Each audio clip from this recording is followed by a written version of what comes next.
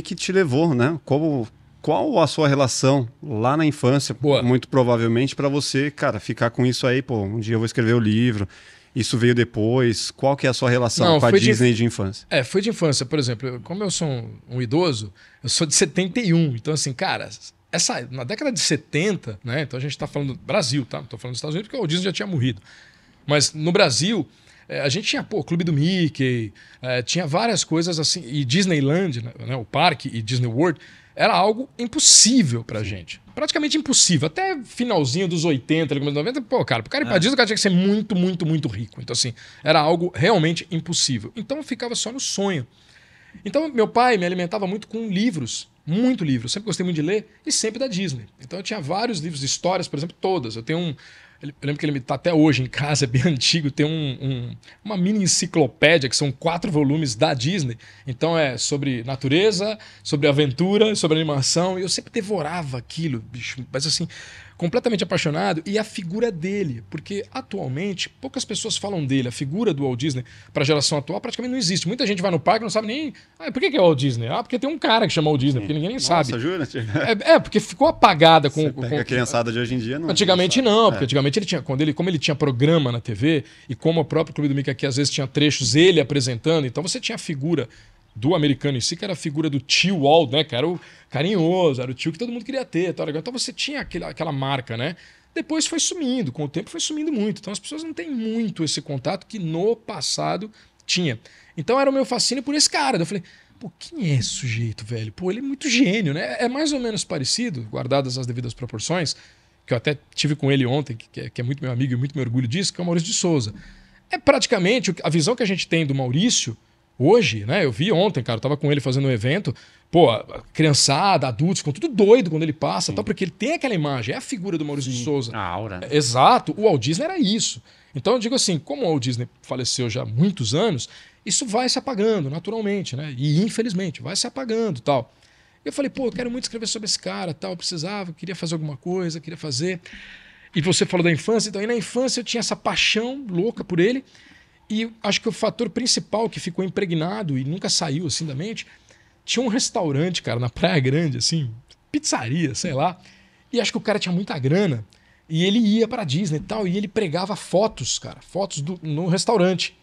E eu era muito garotinho, isso a gente tá falando em 78, por aí, 79, cara, tinha meus 7, 8 aninhos. Ramon tava nascendo nessa época, hein? Eu sou de 75. Então, tamo quase ali. Você falou isso, eu me lembrei na época de clube ali de leitura que tinha na sala de aula da escola, sempre ficava a dúvida entre ia ser o grupo Monteiro Lobato, o nome do clube de leitura. Sim, seria sim. Monteiro Lobato ou Walt Disney. Era muito louco isso. Puta, cara, não, sensacional. Você deu um ótimo exemplo agora, porque você vê, mesmo o Monteiro, né, cara, com o tempo, infelizmente, também vai se apagando. Você pegar uma garotada, sei lá, você pega um menino de 8 anos, você fala Monteiro Lobato, não sabe quem é, cara. Não sabe nem, talvez nem Emília, talvez nem Sítio Pica-Pau. Aí ele fala, você tá exagerando. Eu não tô exagerando, cara, porque sumiu, não tem mais. Mudaram, né? Mudaram. Então, assim, é muito difícil você... Né, por isso que o Maurício, nesse ponto, eu falo, cara, é um herói, porque é difícil você manter esse tempo, né? tanto tempo, entendeu? Você fala que foi o que o Walt Disney fez. Então você fala, pô, o cara conseguiu manter esse tempo todo. E esse cara, eu ficava apaixonado olhando as fotos, sonhando, porque não queria, evidentemente, que não tinha condição. E fala, pô, que mundo mágico deve ser isso aí, que mundo louco e tal. E eu fui a primeira vez, foi em 93, ou 94, perdão, foi em 94, cara. Eu trabalhava eu trabalhava na Bauchilombe, né? Na linha de contato, tal. Eu tinha um cargo bacana lá, era executivo e tal. Ganhava uma grana legal, solteiro. Falei, pô, cara, vou encarar e vou querer ir pra lá. E é aquela coisa mágica, né, cara? Pô, quando você chega ali, né, que fala assim, eu acho idiotice. Fala, velho, cada um, irmão. Quando eu cheguei ali, pra mim, me remeteu muito à infância. Pô, eu não vou mentir, eu me emocionei sim de ver aquilo, entendeu? Lógico que você se emociona. Quando eu vi a entrada, né, com aquele Mickey lá no meio das flores, tal, pô, eu lembrava da foto, né, meu, que tinha nos livros que eu tinha. Falei, cara, que doido, porque o mundo passou a ser pequeno, né? Porque pra mim era uma coisa impossível, assim.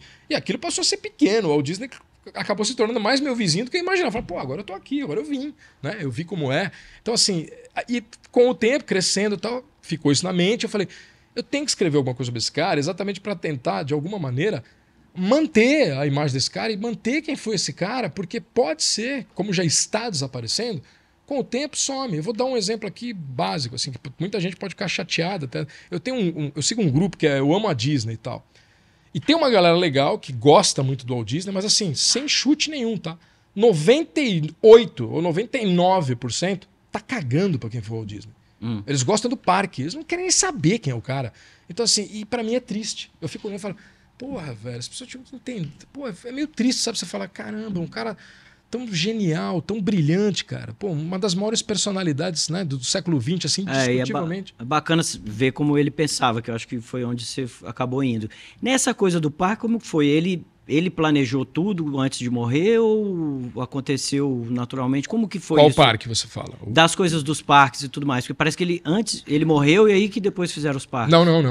O primeiro parque mesmo não. foi. Foi ele. Né? Ele morreu em 66. Disneyland. Aí é o outro. Exatamente. Aí foi em 55. Então, assim, tanto que ele tinha, pra você ter uma ideia, o primeiro parque foi Disneyland.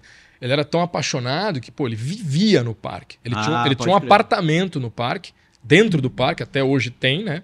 E eu tive o prazer de conhecer o apartamento, de entrar no apartamento, que, cara, sensação assim... Suite Master. Não, foi sensacional. Mas ele tinha algum plano de legado? Tipo assim, se eu morrer, que continuem? Ou como cara, é que era isso? Ele fez algum plano para isso? Não, porque era o seguinte, o Disney, como todo gênio, como todo homem atuante, ele nunca pensou que ia morrer. Então, assim, tipo, ele nunca pensou nisso. Então, porra, cara... Mais 65 anos. Né? Exato. Na ideia dele, ele falou, porra, cara, eu tenho muita coisa para fazer. Tanto que, puxando para o parque, você falou, por exemplo, o Disneyland, tudo bem, porque foi ele. Mas o Disney World, né, que é o que a gente conhece, que é o de Orlando e tal, esse era um projeto dele, mas não era um parque. Ele tinha um projeto que...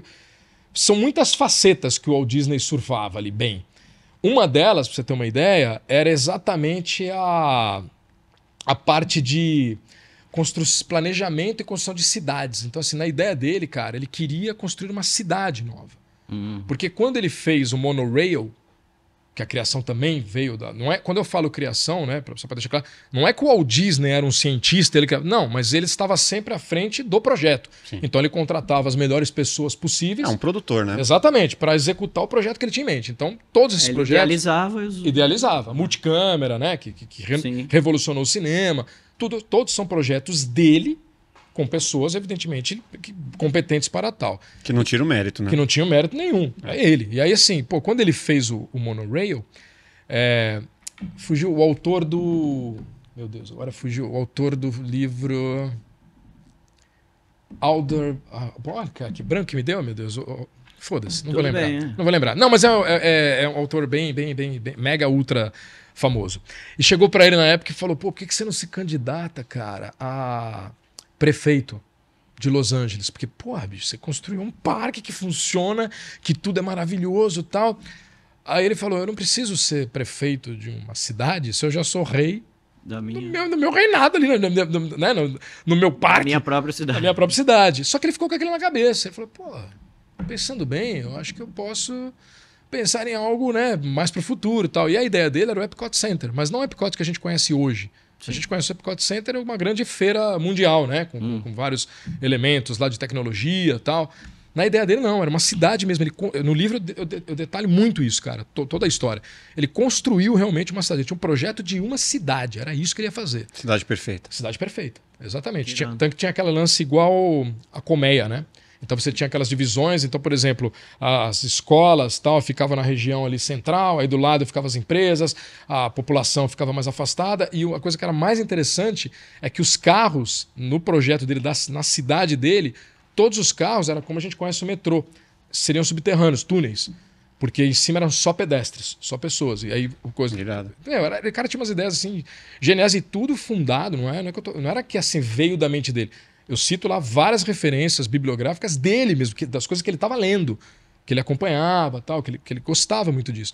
Quando ele veio a falecer, em 66, e eles já tinham comprado as terras em Orlando, ele, enfim, o cara morreu, como é que vai ficar o projeto? Aí o Roy Disney, o irmão dele, que sempre acompanhou ele a vida inteira, ficou com a pista na mão. Falou, puta, agora eu tenho que fazer alguma coisa, o meu irmão vai me matar se eu não fizer. Onde quer que eu encontre ele depois, eu tô ferrado. E aí resolveu fazer o parque, que foi o de Disneyland. E é uma história bem interessante, porque o Roy não era um homem de frente, era o cara das finanças, não era um cara como o Walt Disney, né? Tanto que ele se dava muito bem por isso. O Roy era o cara das finanças, segura a bronca, e o Walt Disney é o cara da frente. Dividia bem assunto. Dividia muito bem. E ele assumiu, cara, pra surpresa de todo mundo, porque não era o perfil dele, ele não tinha nenhum perfil nessa linha, ele assumiu. literalmente pôr a mão na massa mesmo, porque tem várias fotos dele lá no meio dos caras, no meio do barro, fazendo as paradas. Porra, cara, o cara conseguiu, quando inaugurou a Disney, né, 1º de outubro de 71, no ano que eu nasci, é mais uma paixão. Quando inaugurou, cara, ele inaugurou em outubro, ele morreu em dezembro. Olha que louco isso, cara. O cara morreu 2 meses depois, e na inauguração o cara falou pra ele, poxa, mas o que te levou a largar a sua vida de certa forma mais reservada, né, mais tranquila, pra encarar um desafio desse? Ele falou, cara, porque o meu medo é eu saber que eu vou morrer e vou encontrar meu irmão em qualquer lugar desse e ele vai me perseguir pela eternidade. O que você fez com o meu parque? O que você fez com os terrenos? Então eu já cumpri minha parte. Então assim, aí fez, né, o Magic Kingdom. E aí depois eles começaram a construir os outros, né? Aí já foi... Aí virou um outro negócio. Outro negócio. Tanto que o Epcot foi só depois de 10 anos que inaugurou. Sim. E já era uma outra possibilidade, né? Já não tinha mais nada a ver com a cidade. O que está mais próximo da cidade, também guardadas as infinitas ali proporções, é o bairro ali de Celebration lá que tem e tal, né? Que é um bairro próximo da Disney e tal. Ali pode até ser, pô, o Walt Disney pensou em alguma coisa ali próxima e tal, mas a ideia dele ia muito além daquilo ali. Muito além daquilo ali, entendeu? Agora, é isso, galera. Se você gostou desse corte, com certeza você vai gostar do episódio completo. Vai na descrição, pegue o link, acesse lá, se inscreva, deixe o seu like e ative as notificações. Um grande beijo, valeu!